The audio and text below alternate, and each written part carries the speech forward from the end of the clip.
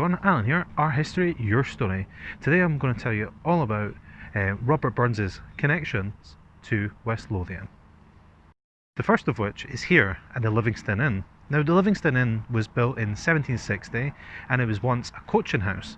Now, Robert Burns stayed here and it's where he penned the song The Bonnie Lass of Livingston, and there's even a plaque to commemorate it. Now, as you might be aware, Robert Burns loved the ladies and as a result had many children, some of them even out of wedlock. The first of his children that was born was called Elizabeth, or Bess to everyone that knew her in her family, and she was born on the 22nd of May 1785, the product of a premarital affair that Burns had with his mother's servant.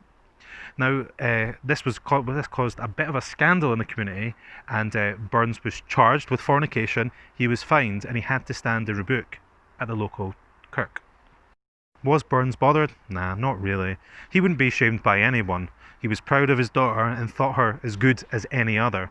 And on her birth, he wrote the poem, A Poet's Welcome to a Love-Begotten Daughter.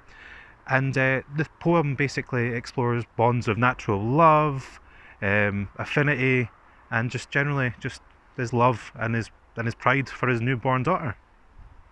Now, Bess grew up, got married.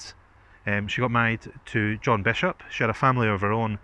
John Bishop was an employee of Lord Paul Kemet, and here in this kirkyard in Whitburn is her final resting place.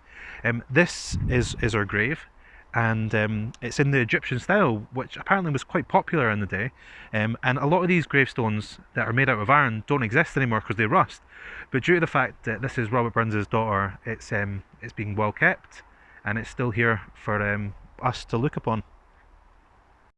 Now, the last place we're going to talk about is here in Linlithgow.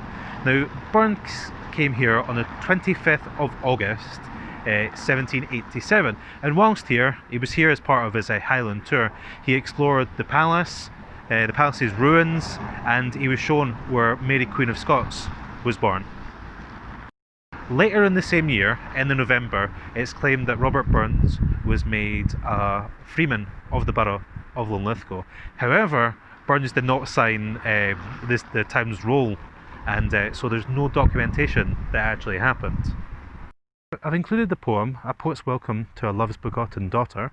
Have a go, let me know how you get on in the comments below, or why not tell me what your favourite Burns poem is, or if the place that you stay has a connection to Robert Burns, tell us. Anyway, this has been Our History, Your Story. I've been Alan, and this has been Robert Burns' connections to West Lothian.